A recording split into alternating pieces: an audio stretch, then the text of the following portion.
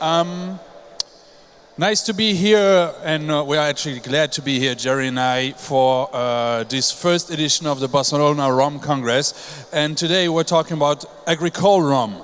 Agricole rum, which is a kind of different style of rum, as we all used to know. As most of people of you know, 95% of the rums in the world are made out of molasses. That's a fact. There are 5% left. These 5% are what we call agricole rum. So the beginning is actually the same. Agricole rum is made out of sugarcane. So it starts with the harvesting of the sugarcane. The same way molasses rum does. Then after the harvest, we bring the sugarcane to the distillery where it's crushed so we can press out the juice out of the sugarcane. All this juice is finally brought into stainless steel vats, just like this, where we start the fermentation process. That means that we are putting yeasts in the sugarcane juice so that it starts fermenting, and this for the more or less 24 to 17 hours. Okay, so basically, right after harvesting, we bring the sugarcane to the distillery where it's going to get pressed. We press out the juice. This juice is fermented, and then after fermentation, so after these 24 to 70 hours, we start distilling. Distillation of agricole rum is done in a column still, but a special kind of column still. It is what we call a column créole. This type of column steel is a bit smaller than the traditional column steel we know on industrial basis, and this one is used in 1818.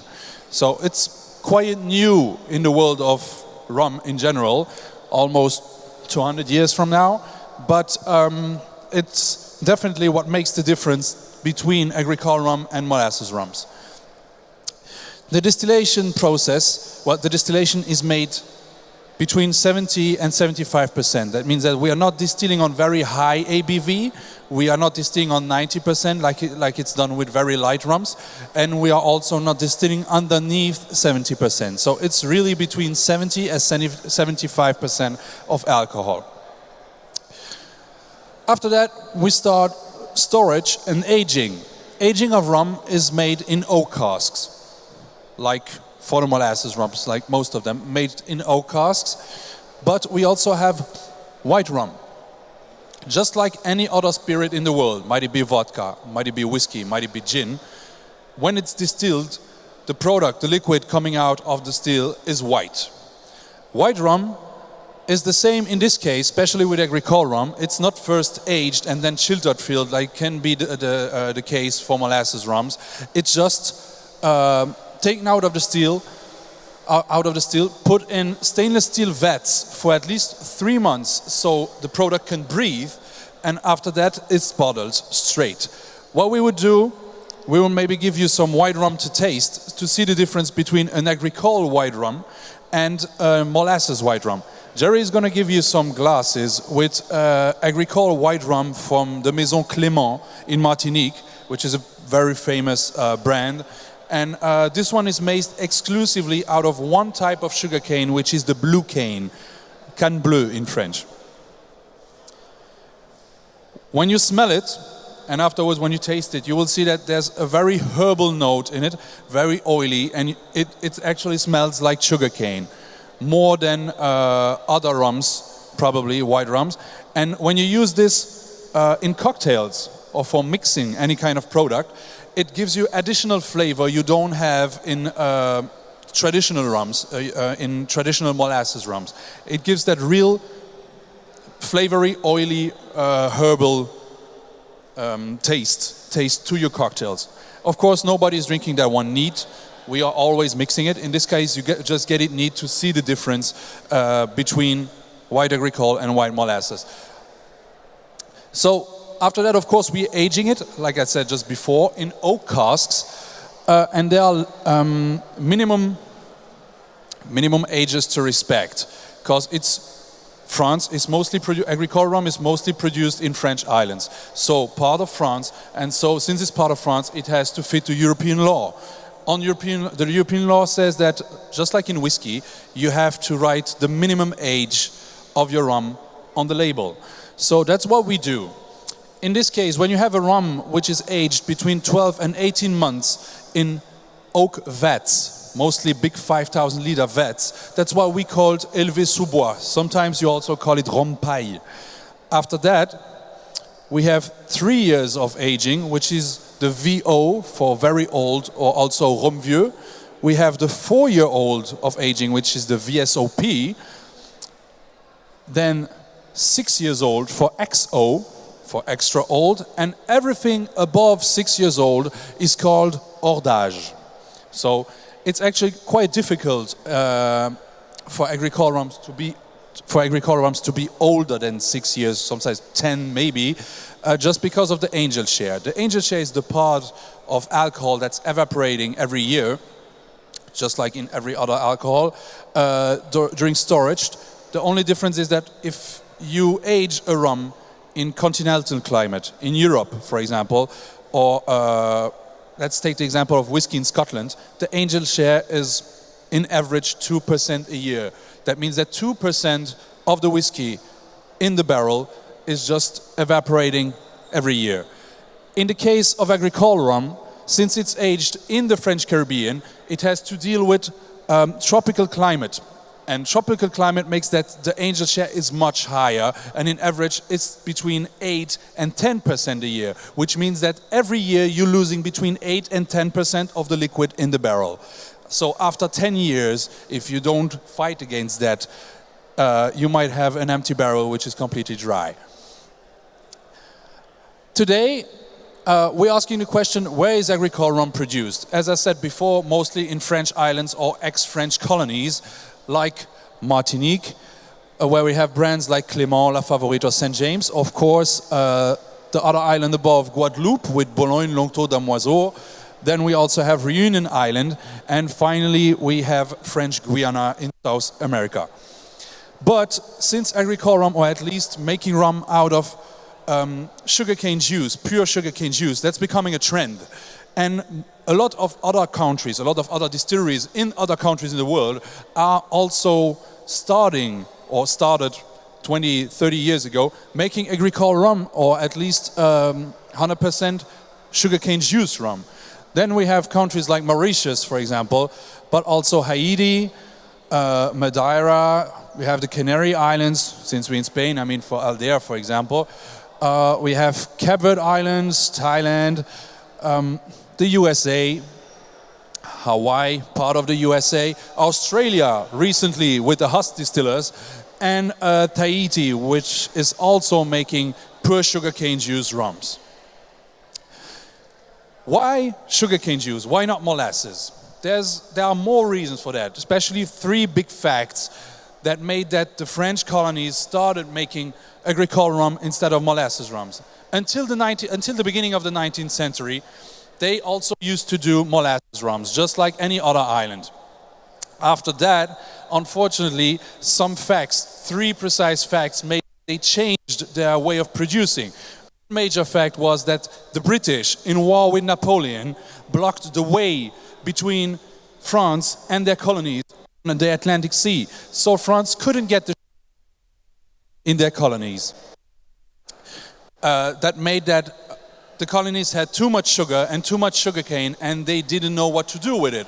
So they started distilling it and making a rum out of it instead of producing sugar. At the same time, since it was the world since it was the world crisis of sugar, in France, which has no access to its colonies, started making beet sugar as of 1812.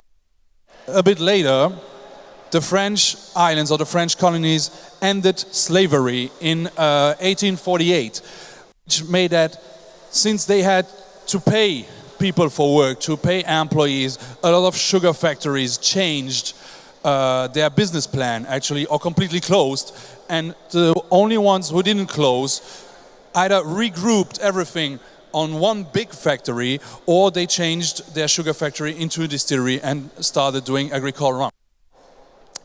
In Martinique today, we have 7 distilleries which are still working, 100 years ago, we had more or less 120 on that little island.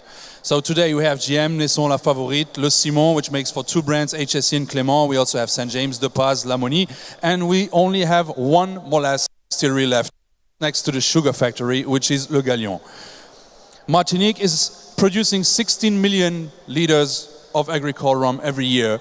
And 2/3 of that, that means 12 million, are exported out of Martinique, so out of the island, into 100 different countries in the world. Guadeloupe, on the other hand, is producing less agricole rum. They're only producing 7.5 million of liters of rum every year in 8 distilleries, and you also have one molasses distillery, which is the Habitation Bellevue. So, 7.5 liters, just as I said. And then a little word about something that's unique to Martinique, unique in the rum world. Martinique has something which we used to call an AOC. In French, AOC means Appellation d'origine contrôlée. It's a unique thing you have in the whole world of rum. This AOC rules the way the distilleries are allowed to produce rum. It gives you several rules written in the French law, which are respected by the French law and by the European law. Then you have rules like in which area of the island we are allowed to plant sugarcane and harvest sugarcane. You also have another rule that says what type of sugarcane we are allowed to use. There are over 120 different types of sugarcane in the world. The AOC only allows 6 different ones, which is not much. Then you also have the do's and don'ts during fermentation period, what types of color use. So you're not allowed to use pot still, you're not allowed to use industrial column, but only the colonne créole we talked about before and you saw in the pictures. And of course, there are several rules about storage and aging you have to respect so you can keep that label AOC on your bottle. An AOC seems a bit fancy. For a lot of people out of France, it seems very French. Something like they have to put, like in cognac or wines or champagne, they have to put something on it to show that it's French. Actually, it's not only about that, but it's definitely a quality label. So they can show that their products respect several rules in a right way to do rum. And that guarantees actually a lot of quality into their products. Now, for ending this session, I would propose you to taste 2 more different agricole rums. The first one would be from the Saint James distillery, which is today the biggest distillery in Martinique. They produce from this 16 million liters a year, they produce 4 millions every year. Saint James is one of the oldest distilleries on the island. It celebrated their 250th anniversary last year. And the rum we're tasting now is actually a bottling they used to bring out for their 250th anniversary. It's a rum which is averaged a blend from several rums, of 6 years old. So you can see that only with 6 years of aging in oak barrels, there's a big difference between the white rum we had before and this one. The second rum Jerry is going to bring you comes from the second smallest distillery on the island, also one of the 2 last family-owned distilleries on the island, which is La Favorite. It's also the last distillery cropping 100% of their sugarcane by hand and using a steam engine since 1903, didn't change it since, to make the distillery work. In this case, it's the Chateau La Favorite 2002, which is a blend of rums from 12 to 14 years.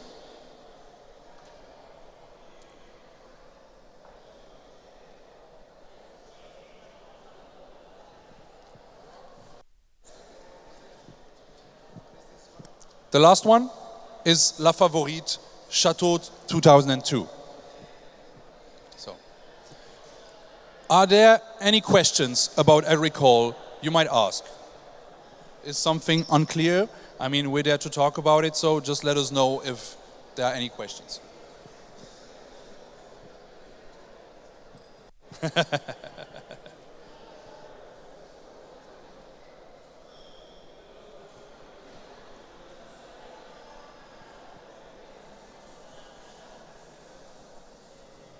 So you might see that there's a big difference between the white one we had in the beginning, which was unaged, the second one, which was 6 years old, and the last one, which is at least 12 years old. So we went from 0 to 6 to 12. And 12 is already very old for an agricole rum for the reasons I said before. So, but it's just opening, right? It's just getting smoother with the age. And so it's just getting smoother during the age because of the contact between the liquid and the barrel. And yeah, that brings these amazing results. So if there's no further question, that would it be for us.